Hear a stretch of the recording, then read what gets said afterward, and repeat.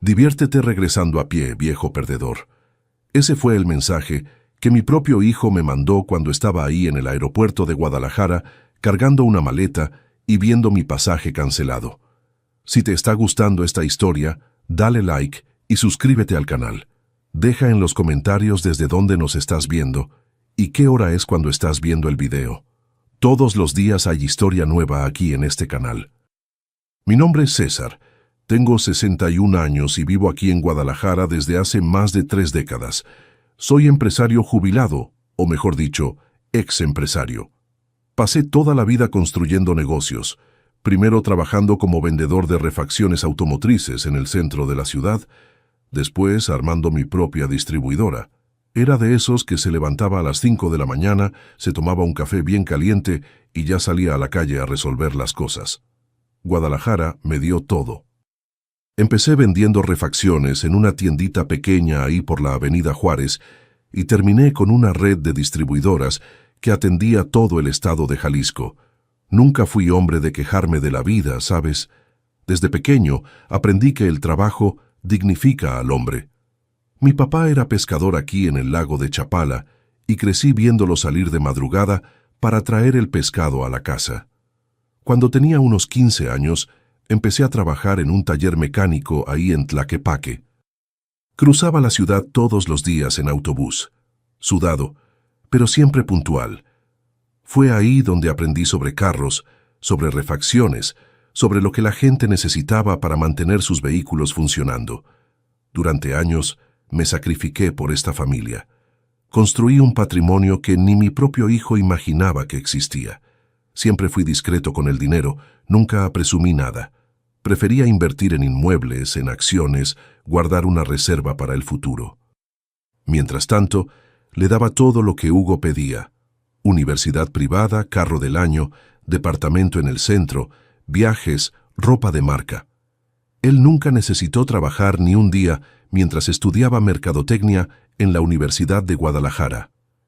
Y fue exactamente esa generosidad la que me llevó a ese momento humillante en el aeropuerto Miguel Hidalgo. Yo había pagado un viaje internacional completo para celebrar la graduación de Hugo. Pasajes a Portugal para él, la novia Carla y 2 amigos más. Todo de mi bolsillo como siempre. Pero lo que pasó ese día iba a cambiar nuestra relación para siempre.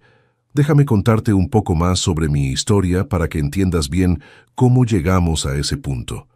Nací aquí mismo en Guadalajara, en una familia sencilla, por los alrededores de la Perla Tapatía. Mi papá, don Juan, era pescador en el lago de Chapala.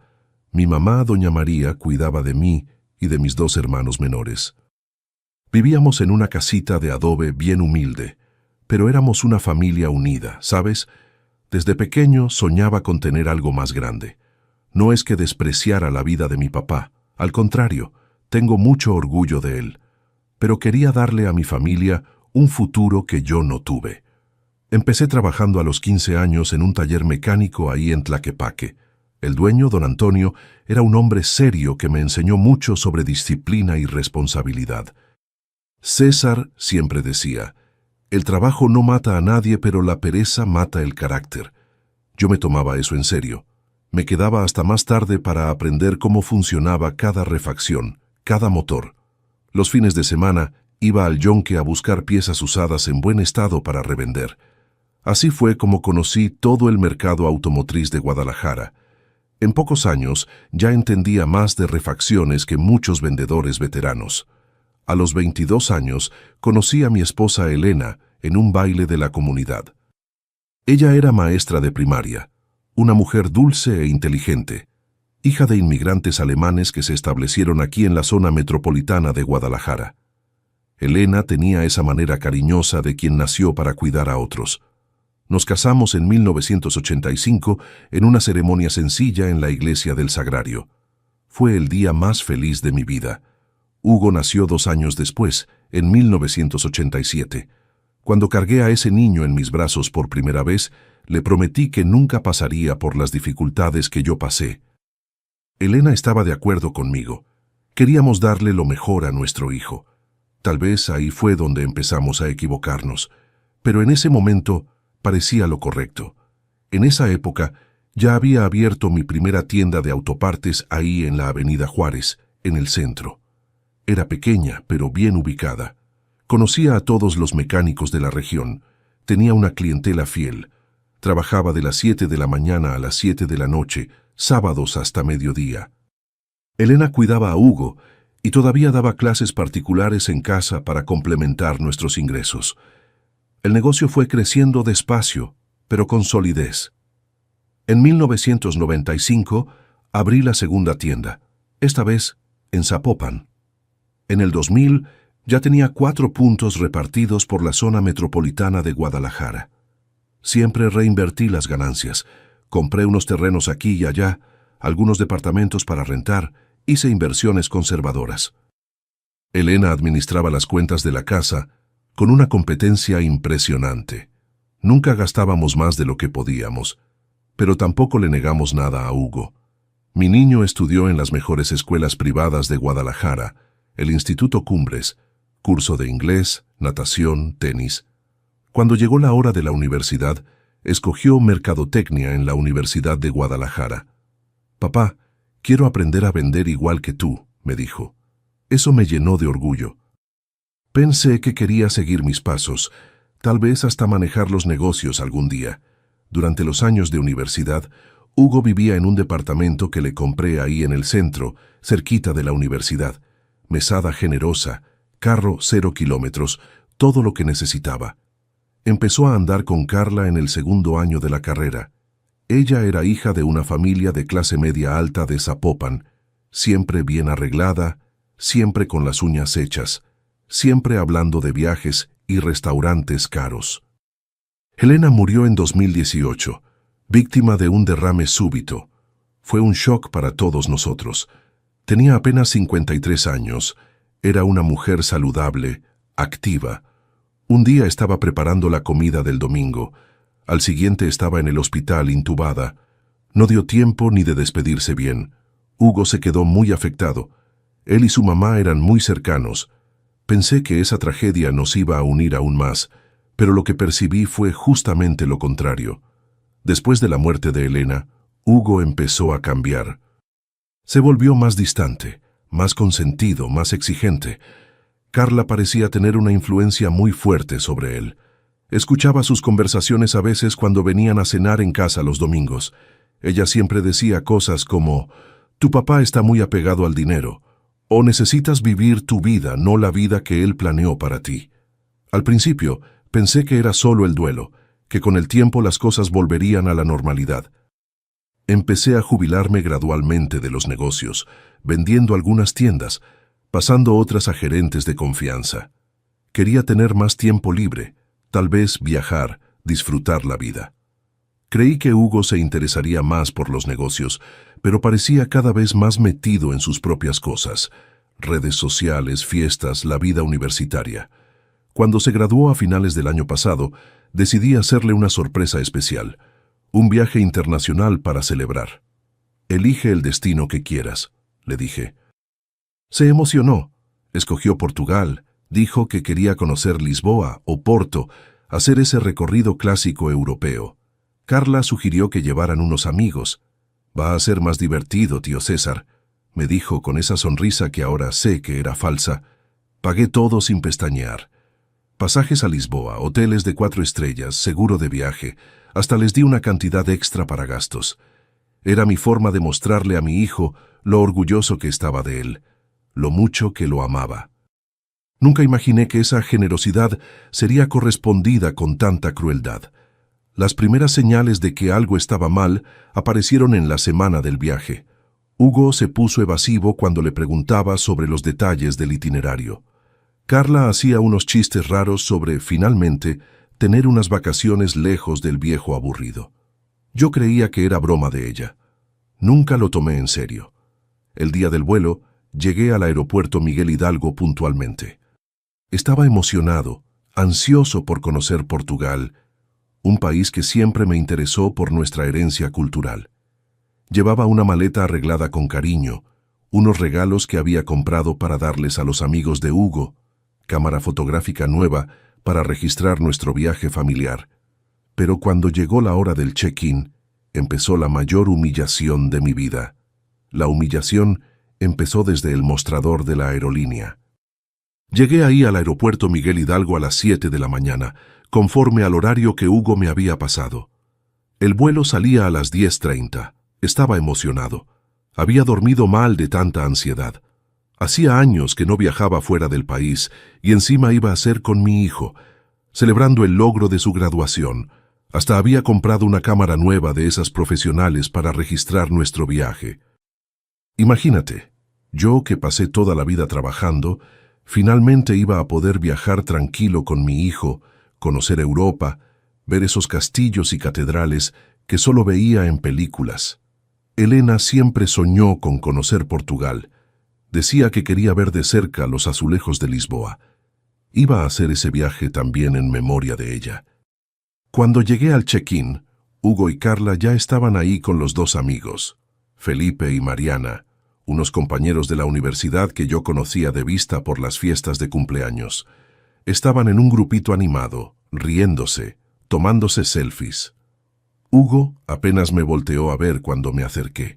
Estaba con lentes oscuros dentro del aeropuerto, con una playera cara que yo mismo le había comprado en la plaza.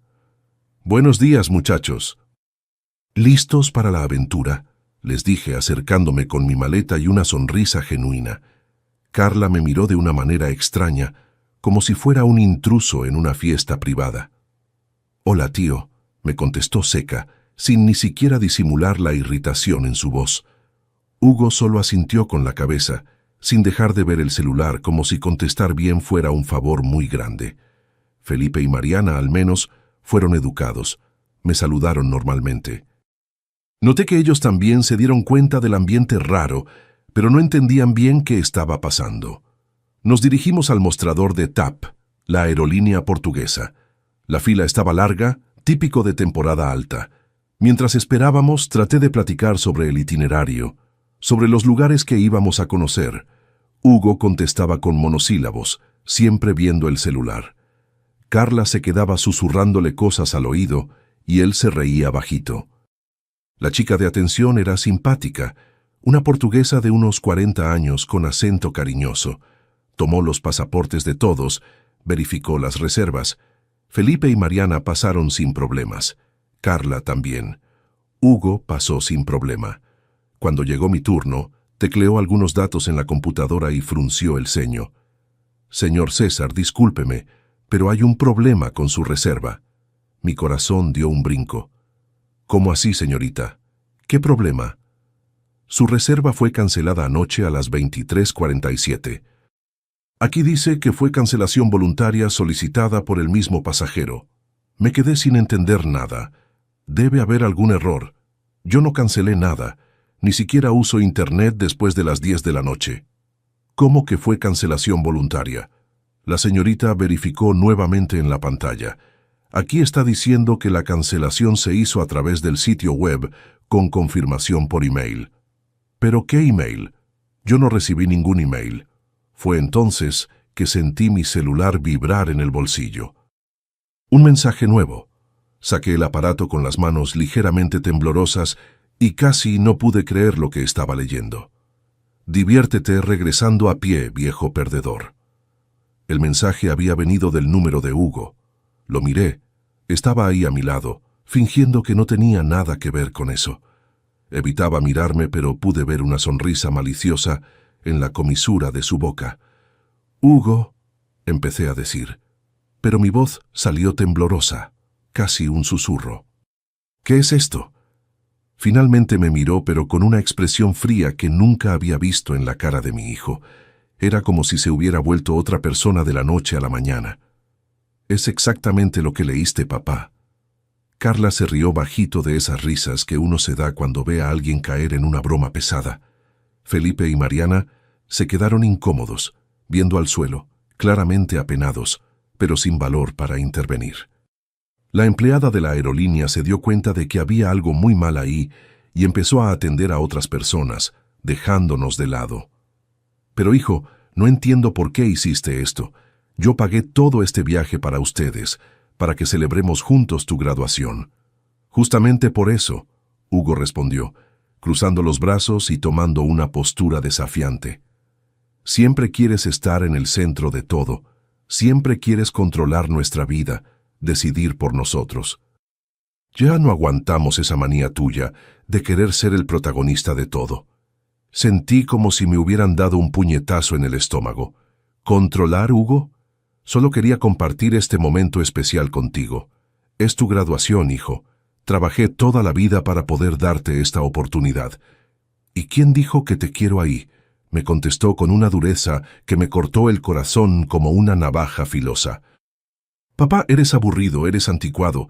Estás haciendo preguntas sobre todo. Quieres saber de cada peso que gastamos. Queremos disfrutar este viaje en paz, sin que andes molestando, preguntando si estamos tomando de más, si estamos gastando de más, si estamos durmiendo a la hora correcta. Carla se acercó y puso la mano en el brazo de Hugo, como si le estuviera dando apoyo moral para seguir lastimándome. Es exactamente eso, tío. No se lo tome personal. Pero ustedes son de generaciones diferentes. Vamos a hacer un itinerario más joven, ¿sabe? Antros, fiestas, lugares que turistas viejos no frecuentan, cosas que al señor no le iban a gustar y que iba a estar criticando todo el tiempo.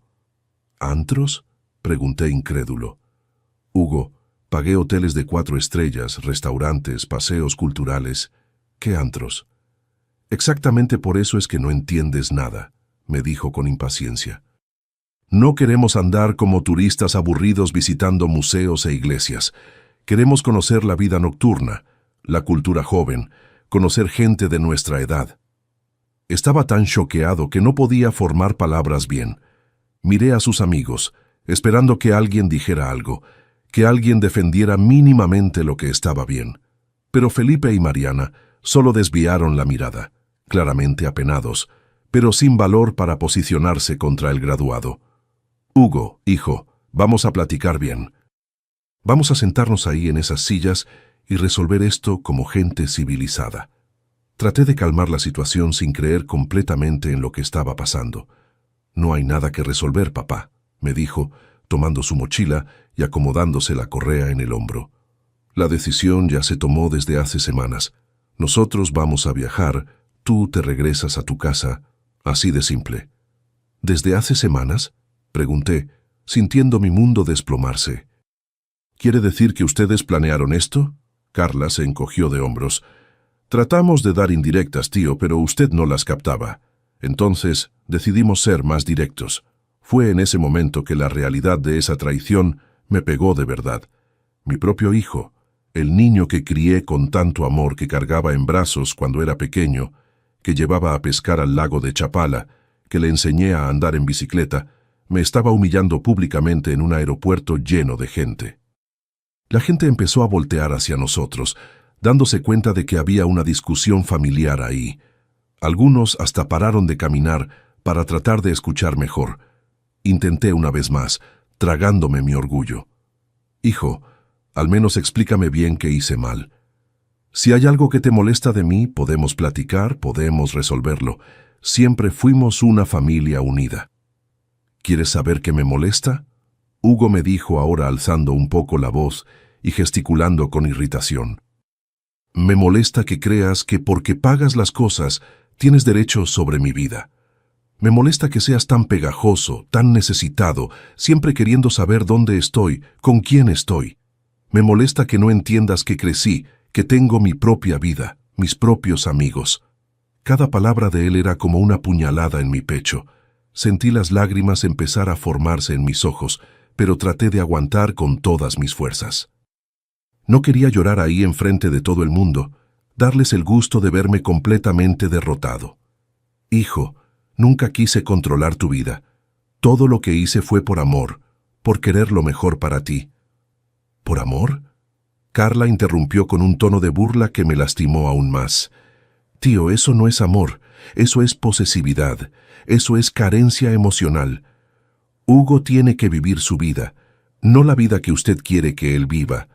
Usted necesita conseguir otros pasatiempos, otras ocupaciones. En ese momento, me di cuenta claramente de que esa situación no había sido una decisión de último momento, un impulso adolescente, Había sido planeada fríamente, calculada. Carla probablemente había puesto esa idea en la cabeza de Hugo desde hace meses, trabajando despacio, envenenando nuestra relación. Ella siempre tuvo celos de nuestra cercanía, siempre hacía comentarios maliciosos sobre mí, de querer ser el centro de atención de la familia. Entonces es esto, dije tratando de mantener algo de dignidad ante esa humillación pública. Me trajeron hasta aquí, me hicieron despertar de madrugada, agarrar tráfico, solo para humillarme enfrente de todo el mundo. No te trajimos, Hugo respondió fríamente, sin demostrar ni un poquito de remordimiento. Viniste porque quisiste y ahora te puedes regresar de la misma manera que viniste. ¿Y cómo les explico a los vecinos, a los amigos, a la gente del trabajo, que me abandonaron en un aeropuerto? Invéntese cualquier cosa, Carla dijo con total desprecio. Diga que cambió de opinión, que prefirió quedarse en México. Nadie va a saber la verdad. Fue cuando anunciaron el embarque del vuelo para el grupo prioritario. Hugo, Carla y los amigos tomaron sus equipajes y se dirigieron a la fila. Me quedé ahí parado, cargando mi maleta, viendo a mi hijo alejarse como si fuera un completo extraño. Saqué el celular con manos temblorosas y le marqué. Lo vi mirar la pantalla, sonreírle a Carla y contestar con una expresión de fastidio. Bueno, papá. Hugo, por el amor de Dios, por la memoria de tu mamá, vamos a resolver esto. No me hagas esto, hijo. Papá, siempre fuiste medio dramático. No es el fin del mundo. Te vas a casa, ves tus películas viejas, cuidas el jardín y cuando regresemos, platicamos tranquilos. ¿Cómo tranquilos, hijo? Me estás humillando enfrente de cientos de personas. Ay, ya párale. Estás siendo melodramático como siempre. Mira, papá, aprovecha este tiempo solo para reflexionar un poco sobre lo que platicamos. Piensa en lo que dijo Carla. Necesitas aprender a darles espacio a los demás, a no ser tan dependiente emocionalmente. Hugo, soy tu papá y estoy agradecido por todo lo que hiciste, pero ahora necesito vivir mi vida. Adiós, papá, después hablamos. Colgó. Le marqué de nuevo inmediatamente, pero ahora el teléfono ya estaba en modo avión. Miré hacia el área de embarque y lo vi pasando por el control de documentos, riéndose de algo que Carla le estaba diciendo. Ni volteó hacia atrás una sola vez. Me quedé ahí unos 20 minutos más, todavía esperando que regresara, que se diera cuenta del absurdo que estaba haciendo, que recordara algún momento cariñoso de nuestra historia juntos. Pero no regresó. Vi cuando se subieron al avión a través del vidrio de la terminal. Carla hasta me saludó de lejos, pero fue un saludo burlón, como diciendo, «Adiós, tonto». Felipe me saludó también, pero con cara de apenado. Cuando el avión rodó por la pista y despegó, finalmente caí en cuenta. Estaba ahí en el aeropuerto, con una maleta en la mano, habiendo pagado un viaje de casi $2,800 para ser humillado por mi propio hijo. La gente pasaba por mi lado con sus familias felices, cargando maletas, emocionadas por las vacaciones, niños corriendo, parejas besándose, abuelos siendo cariñosamente cuidados por los nietos, y yo ahí, un viejo de 61 años, abandonado como un perro callejero. El guardia de seguridad del aeropuerto se acercó y me preguntó si estaba bien, si necesitaba ayuda médica. Solo pude mover la cabeza y decir que todo estaba bien, pero no estaba. Nada estaba bien. Mi mundo se había derrumbado en cuestión de minutos. Tomé mi maleta y empecé a caminar hacia la salida del aeropuerto. El sol afuera estaba fuerte. Típico verano de Guadalajara. Debían ser unos 35 grados. Pensé en llamar un taxi, un Uber, cualquier cosa. Pero un coraje extraño, mezclado con el orgullo herido, se apoderó de mí. Diviértete regresando a pie. Había sido su mensaje. Pues bien, me iba a regresar a pie. Quería sentir cada paso de esa humillación. Quería que me quemara bien profundo en el alma. Quería que se transformara en algo que todavía no sabía bien qué era. Empecé a caminar por la carretera, arrastrando mi maleta. El sol estaba abrasador. Eran casi las 11 de la mañana. Los carros pasaban a alta velocidad a mi lado. Algunas personas tocaron el claxon. probablemente encontrando raro ver a un señor de traje caminando en la carretera con una maleta de viaje. Un motociclista hasta se paró y me preguntó si necesitaba ayuda, si había pasado algún accidente. Durante el trayecto, que duró casi 2 horas y media, lloré. Lloré como no lloraba desde la muerte de Elena. Lloré de coraje, de tristeza, de decepción, de humillación. ¿Cómo era posible que mi propio hijo, al que cargué en brazos, al que consolé en todas las decepciones de la infancia, al que le enseñé a manejar, al que apoyé en todas las decisiones de la vida, fuera capaz de hacerme algo así? ¿En qué me equivoqué? ¿Qué hice tan mal para merecer tanta crueldad? Recordé el día que nació Hugo, cómo lloré de alegría, cargando a ese bebecito en mis brazos. Recordé las noches que me quedé despierto cuando tenía fiebre, las veces que lo llevé al doctor corriendo, la primera vez que dijo, «papá». Recordé cuando ganó su primera carrera de natación en la escuela, cómo vino corriendo a abrazarme con la medalla en el cuello. ¿Se acordaría de algo de eso? Pero en medio de ese llanto, de esa caminata humillante bajo el sol fuerte, algo empezó a cambiar dentro de mí. La tristeza empezó a transformarse en algo diferente, en determinación, en frialdad, en una especie de claridad mental que no tenía desde hacía años. Hugo quería enseñarme una lección sobre no ser tan pegajoso. Pues bien, él iba a aprender una lección también, y esa lección iba a ser mucho más dura que una simple caminata bajo el sol. Cuando llegué a casa, me quité el traje empapado de sudor, me di un baño frío y me miré al espejo. El hombre que me miraba de vuelta ya no era el papá cariñoso y condescendiente. Era alguien que acababa de descubrir de qué era capaz cuando lo arrinconaban. Me puse ropa cómoda, preparé un café bien fuerte y me senté frente a la computadora. Era hora de que Hugo descubriera con quién se había metido realmente. Sentado ahí frente a mi computadora, todavía con el sabor amargo de esa humillación en la boca, empecé a pensar fríamente en la situación. Por más doloroso que fuera admitirlo, esa traición me había abierto los ojos a una realidad que había estado ignorando durante años. Hugo creía que conocía a su papá, pero en realidad no tenía ni idea de quién era yo realmente, ni de lo que era capaz de hacer cuando era necesario. Durante todos esos años había sido discreto sobre mi situación financiera real. Era una cuestión de seguridad, pero también de educación. No quería criar un hijo ostentoso, consentido más de la cuenta. Por eso, Hugo creía que vivía con una pensión sencilla de unos $600 a $700 al mes, que el dinero que le daba venía de un ahorrito básico que había juntado durante los años de trabajo. La verdad es que era mucho más rico de lo que cualquiera en la familia imaginaba, mucho más rico. Cuando vendí la red de tiendas de autopartes en 2019, no fue por una cantidad pequeña, fueron casi $370,000. Pero no paré ahí. Tomé ese dinero e invertí fuerte en inmuebles. Tenía 7 departamentos repartidos por la zona metropolitana de Guadalajara, 3 casas en Puerto Vallarta, que rentaba por temporadas, 2 terrenos comerciales en Tlajomulco y una finca preciosa en Tapalpa, que nadie de la familia sabía que existía. Además, tenía una cartera robusta de inversiones, acciones de Pemex, Cemex, bancos, fondos de inversión, bonos del gobierno. Y lo que pocos sabían es que había hecho unas inversiones en el extranjero, a través de un amigo corredor en Miami, inversiones en dólares que se habían valorizado bastante en los últimos años.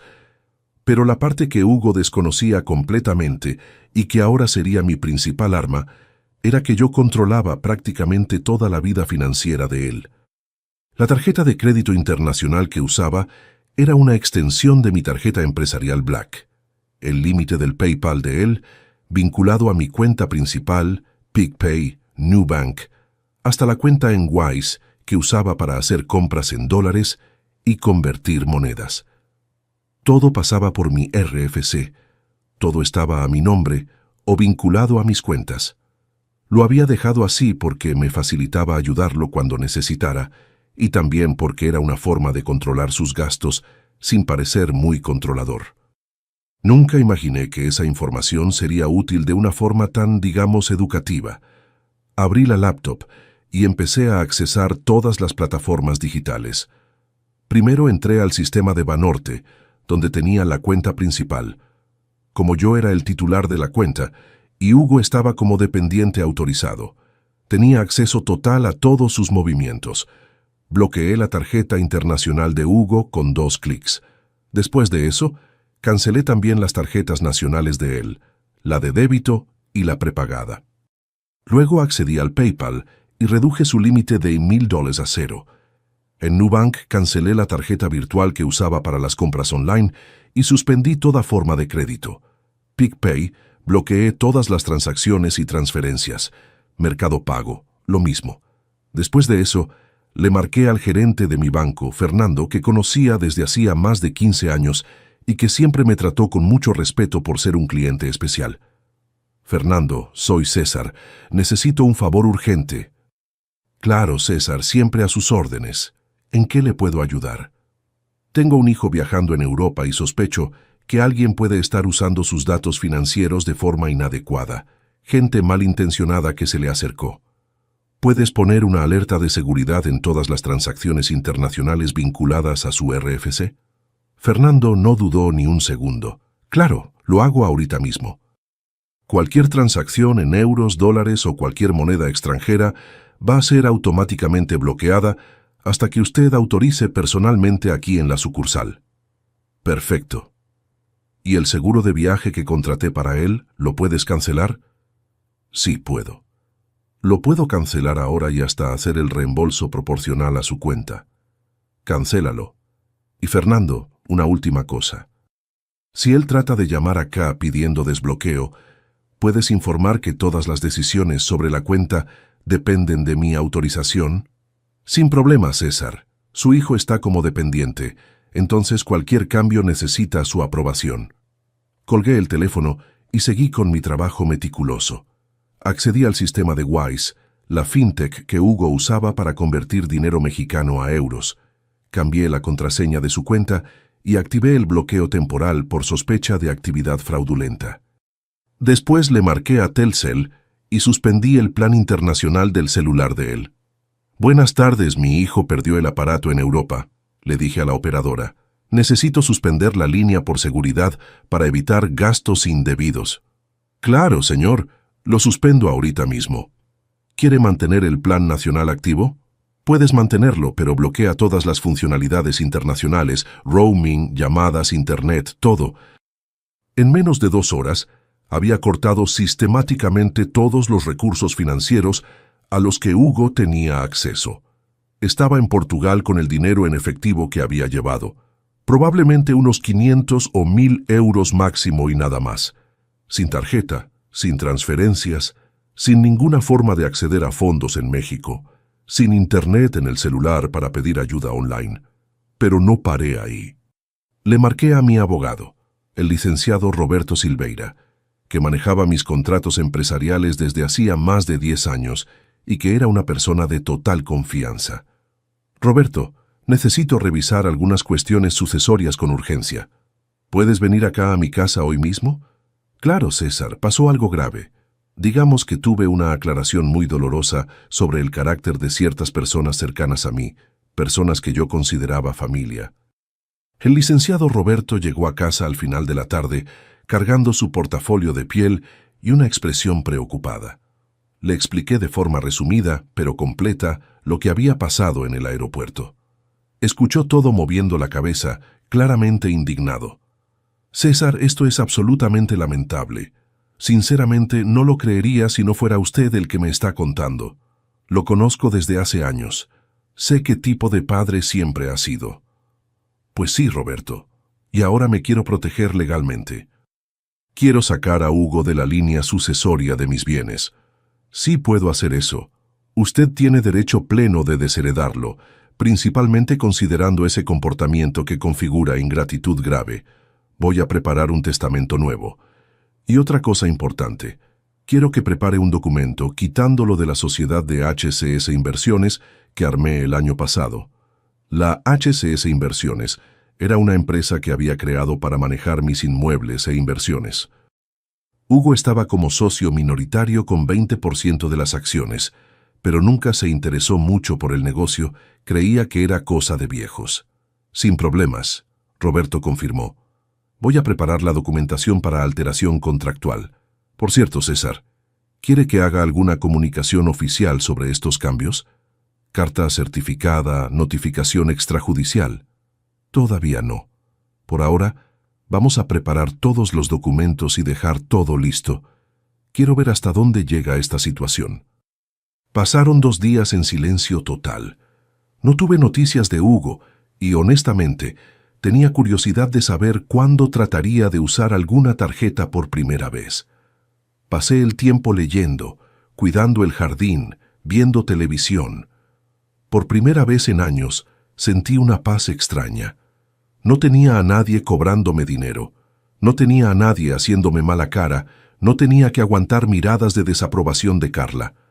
La respuesta llegó un miércoles por la mañana, cuando sonó mi celular. Era una videollamada de Hugo. Dejé que sonara varias veces antes de contestar, solo para que supiera que no estaba ansioso por hablar con él. Contesté y vi la cara claramente desesperada de mi hijo apareciendo en la pantalla. Estaba en un cuarto de hotel barato. Se notaba por el papel tapiz descascarado y la cama sencilla al fondo. Carla estaba detrás de él también con cara de preocupada. «Papá, ¿qué chingados hiciste?» «Hola, Hugo». «¿Cómo están las vacaciones familiares?», le contesté con la voz más calmada e irónica que pude. «Papá, mi tarjeta está siendo rechazada en todos lados. Fuimos a cenar a un restaurante portugués ayer y se trabó a la hora de pagar. Fue la mayor humillación. El PayPal no funciona, Nubank no pasa, Wise no abre, nada funciona». «Ay, qué raro. Debe ser algún problema técnico de esos sistemas modernos». «Problema técnico mis huevos», gritó con un coraje que nunca había visto en él. «Sé que fuiste tú. Sé que hiciste algo. ¿Qué hiciste?» Carla apareció más al frente de la cámara, también claramente alterada. «Tío César, estamos en una situación muy complicada aquí. El hotel está amenazando con cancelar nuestra reserva porque la tarjeta fue rechazada en el cobro de hoy. Debemos 2 noches». «¿Qué situación tan delicada?», le contesté, sintiendo una satisfacción que hacía mucho tiempo no sentía. «¿Y cómo piensan resolver eso?» «Papá, ya párale de payasadas. Desbloquea mis tarjetas ahorita mismo. Hugo, ¿te acuerdas de tu mensaje? Diviértete regresando a pie, viejo perdedor. Pues entonces, que se diviertan ahí y encuentren una forma creativa de resolver sus problemas, a pie si es necesario». La cara de Hugo se puso blanca como el papel. «Papá, no puedes hacer esto. No puedes dejarnos aquí sin dinero. Eso es inhumano». «Sí puedo, hijo. ¿Y sabes por qué?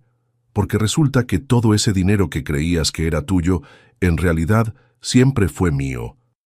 Siempre fue mi trabajo, mi sudor, mi responsabilidad.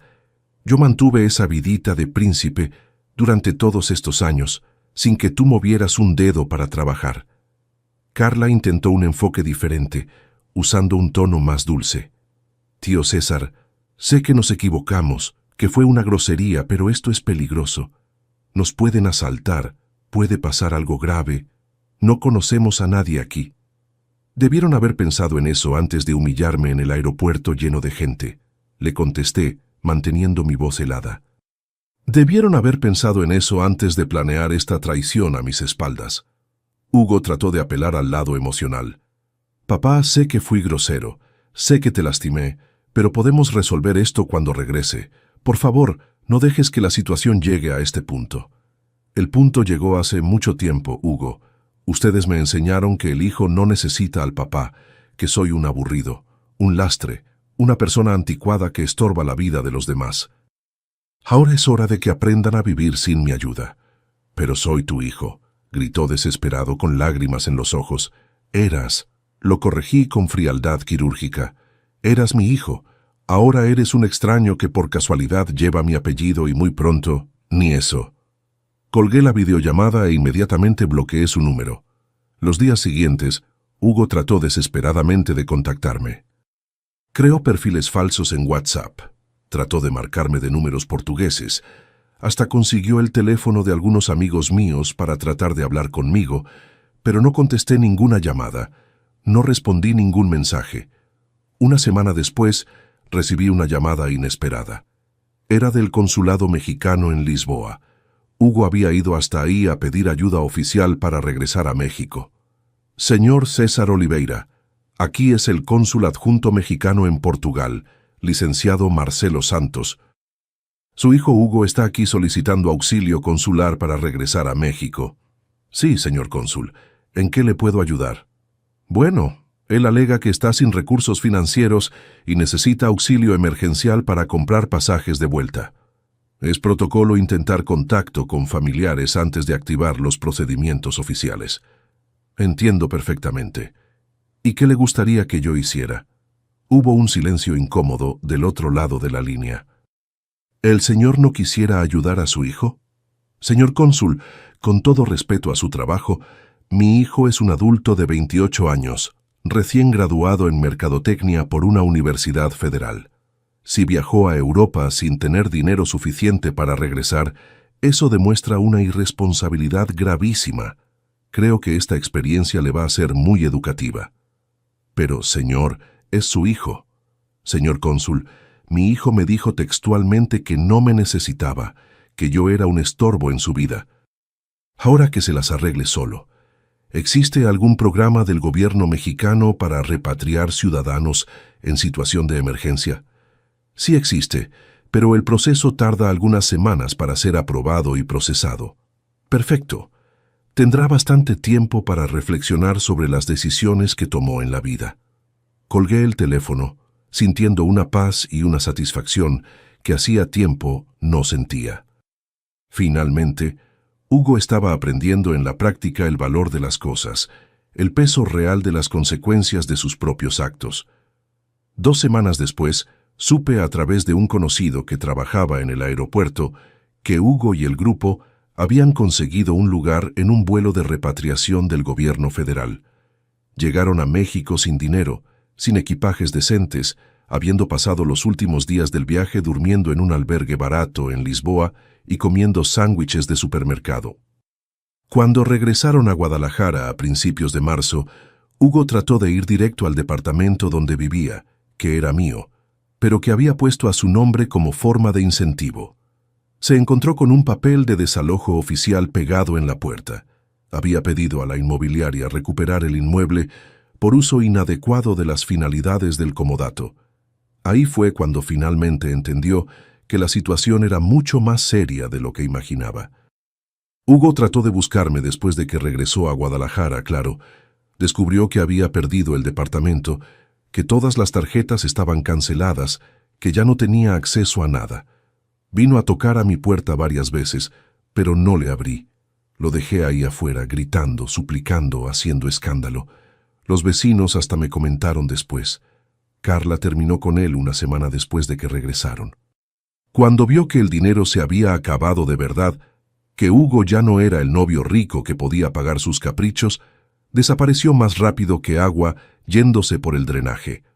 Se fue con uno de los amigos que viajaron juntos, Felipe, que aparentemente tenía una reserva financiera mejor. Un mes después, recibí una carta certificada de Hugo. Era una carta larga, pidiendo perdón, diciendo que había entendido el error, que quería platicar. La rompí sin ni siquiera terminar de leer. Muy tarde. Algunos puentes cuando se queman ya no tienen arreglo. El licenciado Roberto finalizó todo el papeleo. Hugo fue oficialmente retirado de la sucesión de mis bienes y de la sociedad de la empresa. Ahora, todo lo que construí va a ir a instituciones de caridad cuando me muera. Prefiero ayudar a desconocidos necesitados que a un hijo malagradecido. Vendí la casa de la ciudad y me mudé definitivamente a la finca en Tapalpa. Es un lugar hermoso, silencioso, con vista a la montaña. Tengo una huerta, unos animales, una vida sencilla y tranquila. Despierto cuando quiero, almuerzo cuando tengo hambre, duermo cuando siento sueño. No le debo explicaciones a nadie. De vez en cuando me encuentro con Hugo en la ciudad. Trabaja ahora en una tiendita de ropa en el centro. Vive en una pensión barata, flaco, cabeza agachada, envejecido, Cuando me ve en la calle trata de acercarse, pero yo cambio de rumbo. Ya no siento coraje ni tristeza, solo indiferencia. Aprendí una lección importante en toda esta historia. No debemos amar más de lo que ellos merecen. El amor de papá tiene límite, sí. Y cuando ese límite se pasa, lo que queda no es odio, es simplemente nada. Hoy vivo en paz en mi finca. Tengo mi plantación de jitomates, mis perros, mi hamaca en el portal donde leo los periódicos. Es una vida buena, sin complicaciones, sin malagradecimiento. A veces pienso que debería haber hecho esto antes. La vida enseña que las personas muestran quiénes son realmente cuando te necesitan. Hugo mostró. Y yo aprendí. Gracias por escucharme hasta aquí. Si te gustó, dale like y suscríbete al canal UPO7 de los Abuelos. Quien vio hasta el final, comenta ahí abajo la palabra independencia. Y no dejen de checar las otras historias aquí del canal. Aquí en la pantalla tienen 2 que les van a gustar. Un abrazo de este viejo.